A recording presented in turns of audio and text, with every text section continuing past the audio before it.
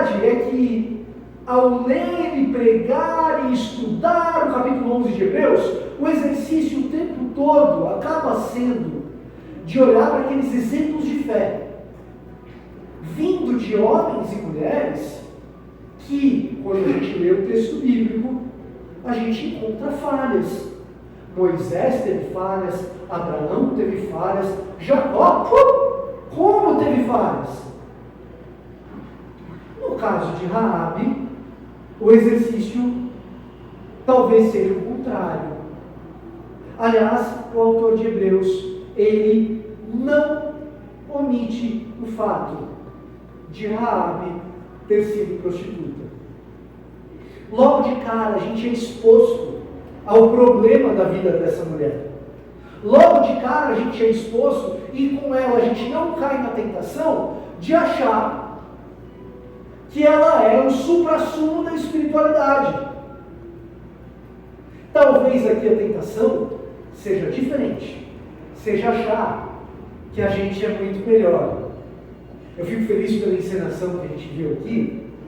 A encenação que a gente viu aqui, a peça que a gente viu, já nos coloca na sensação correta a respeito de quem é Raabe, de quem é Abraão, de quem é Jacó, de quem é você, diante do julgamento do trono branco, diante do juízo de Deus. Só somos salvos, só encontramos favor, se quem sobe na balança é Jesus de Nazaré no nosso lugar. Mas isso não muda o fato de que essa mulher, Raabe, prostituta, é elencada pelo autor de Hebreus como uma mulher de grande fé. Ela ocupa um espaço nobre no Novo Testamento. Ela ocupa um espaço de destaque, junto com outras pessoas que viram Deus agir na história, e isso sim, Deus agir na história de modo extraordinário. E a primeira lição dessa noite: libertação verdadeira é libertação para o extraordinário, mesmo que eu e você sejamos comuns, ambíguos, ordinários, simples, falhos, gente como todo mundo, gente que, se subir na balança, vai mostrar que não foi bom o suficiente. Mas verdadeira libertação é libertação para o extraordinário de Deus. Irmãos, vocês estão ouvindo isso de um pregador presbiteriano. Amém? Amém. É libertação para o extraordinário de Deus. O extraordinário de Deus envolve todo tipo de ato miraculoso da parte dele, de todo tipo de maravilha que a gente puder enxergar. Deus é bom.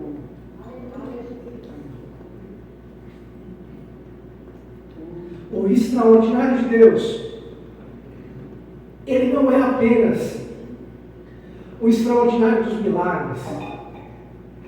Ele é o extraordinário dos milagres, das manifestações sobrenaturais e das mudanças de história extraordinárias. E para a gente entender a mudança de história extraordinária diante da qual a gente é colocado aqui nesse texto, a gente precisa voltar lá no relato de Josué capítulo 2, a gente precisa conhecer a história dessa nossa irmã Raabe aqui, o que aconteceu com ela. E mais, por que o autor de Hebreus chama ela de mulher de fé e os outros de Jericó de desobedientes? É assim que o autor de Hebreus trata os compatriotas de Raabe. Então, os espias de Israel chegam até Jericó, e chegando até Jericó é o começo da entrada na terra prometida. E tudo que esses espias precisam fazer, querem fazer, é uma análise tática militar de qual é o contingente de soldados de Jericó, como funciona o armamento de Jericó. Essa muralha é tudo isso mesmo ou não é? Onde tem brecha, por onde a gente entra? Então, os espias são enviados para isso, para voltar e, feito o relatório, haver uma estratégia militar. Então esses espias, eles entram na cidade de Jericó, despertam uma certa suspeita, e ao despertarem certa suspeita de que são estrangeiros, são acolhidos na casa dessa mulher, Raabe, a prostituta. Casa essa que, de acordo com o relato de Josué capítulo 2, se situa exatamente no muro. Raabe morava no muro, na muralha de Jericó. A casinha dela era construída naquela muralha. Então ela recebe esses espias e ela diz o seguinte a esses espias: olha, todos nós temos visto os feitos do Deus de vocês, e o nosso povo está apavorado. Então, no dia da conquista de vocês, se vocês puderem, salvem a mim. E ela continua: salvem também a minha mãe, salvem também o meu pai, salvem também minha irmã, meu irmão. E ela vai continuando e ampliando a lista, ampliando a lista, até que aqueles espias de Israel dizem: está aqui um lenço. Raabe, você mora no muro. Está aqui o lenço. Coloca o lenço para fora da janela. No dia do ataque, nós vamos ver o lenço ali na janela. E quem estiver na sua casa, dentro da sua casa, quem estiver ali dentro, será poupado. Quem estiver ali dentro não será morto. Quem estiver ali dentro será poupado. Então Raabe vive essa situação extremamente irônica. Ela vive essa situação extremamente desconfortável para si e para o seu povo. No meio de todo o povo, no meio de tantos governantes, tanta gente sábia, no meio de uma cidade exuberante, Jericó era uma das grandes cidades da Cananeia. Uma das cidades extraordinárias, tão extraordinária que tinha um muro extraordinário, um muro largo o suficiente para que gente morasse no muro. Pensa na espessura de um muro que abriga casas.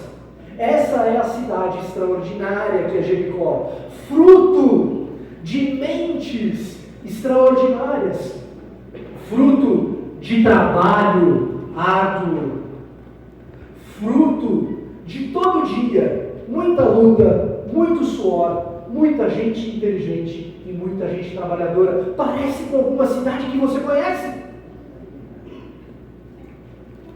Lembra alguma cidade por onde você passou essa semana? Pois é, Jericó, uma espécie de São Paulo da Cananeia. E nessa São Paulo da Cananeia, não foram os candidatos a prefeito que imaginaram o seguinte: seremos invadidos e todos mortos, precisamos de salvação. Não foi o rei de Jericó. Não foram os sábios. Veja só, na antiguidade existem prostitutas e prostitutas, tá? E o que eu quero dizer com isso? Existe prostituta de classe alta. E elas não são meramente prostitutas que vendem o seu corpo para sobreviver. Elas são sacerdotisas dos templos. Então, no ambiente do templo, no ambiente dos rituais pagãos de outros deuses, elas faziam o trabalho delas, consideradas como sábias. Gente que daria um oráculo do futuro, do que iria acontecer, profetizas. Não, que percebem o perigo iminente. É aquela que mora no muro. Para você entender melhor o que eu quero dizer, para você entender muito bem o que eu quero dizer, você tem uma grande cidade, essa cidade é extraordinária, ela tem uma cultura fora de série, ela foi construída da maneira mais inteligente possível, isso é Jericó. E foi feito para proteger essa cidade um muro formidável, um muro extraordinário, para que a cidade não seja invadida, para que a cidade seja protegida. Eu faço para você a seguinte pergunta: numa eventual invasão, quem é mais vulnerável? Quem está mais perto de morrer? Quem morre primeiro? Quem mora no muro. Quem mora no muro é gente pobre. Quem mora no muro é gente que não tinha opção. Quem mora no muro é gente que ninguém vai escutar. E talvez a sua prisão, hoje, ontem, amanhã, seja essa. De você se perceber num lugar em que ninguém vai te escutar, mesmo que você saiba a verdade. Essa era a situação de Raabe.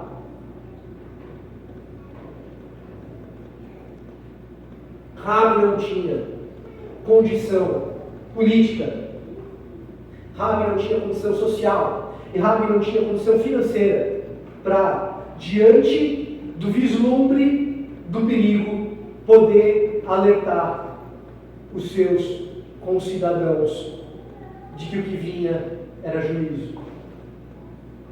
Por outro lado, ela mesma, Raabe, morando no muro, muito provavelmente era alguém como gente que você conhece, como gente que eu conheço,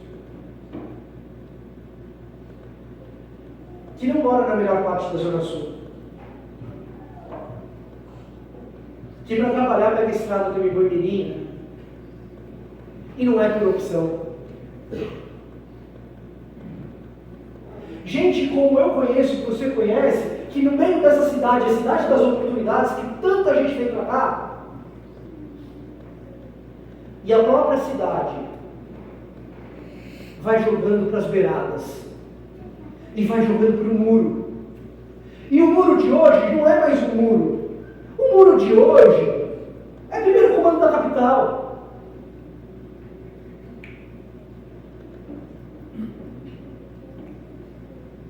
O muro de hoje não é um muro físico, em que a pessoa é obrigada a morar.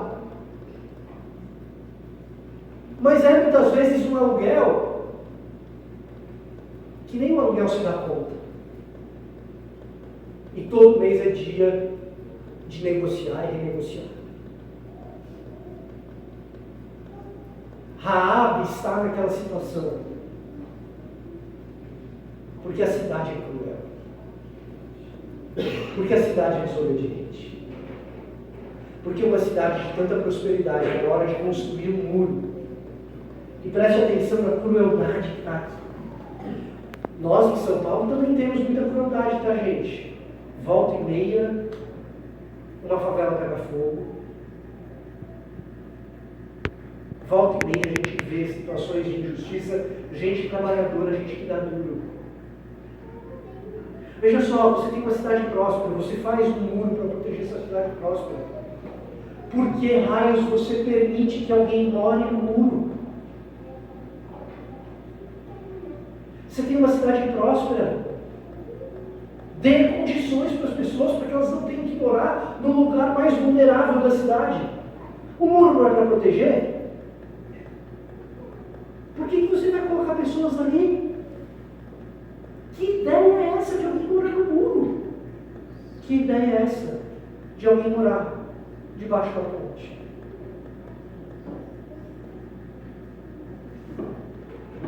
Que ideia é essa? Eis a desobediência. Mas eis Raabe. E essa é a grande ironia, porque é justamente ela a única capaz de enxergar o perigo que estava por vir. E cara, ela não viu sarça ardente,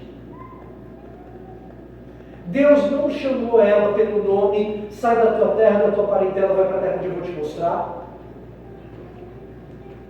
Nem judia ela era. Mas ela temeu o Senhor. Glória. Tem falhas? O versículo começa, a prostituta tem falhas. Mas ela temeu o Senhor. E ao temer ao Senhor, ela faz um movimento extraordinário de fé. O movimento dela é extraordinário de fé, porque, veja só, um dia Deus pega e diz a Abraão: vou destruir Sodoma e Gomorra. Abraão lembra: opa, meu parente Ló está lá. Preciso convencer Deus a não matar todo mundo não.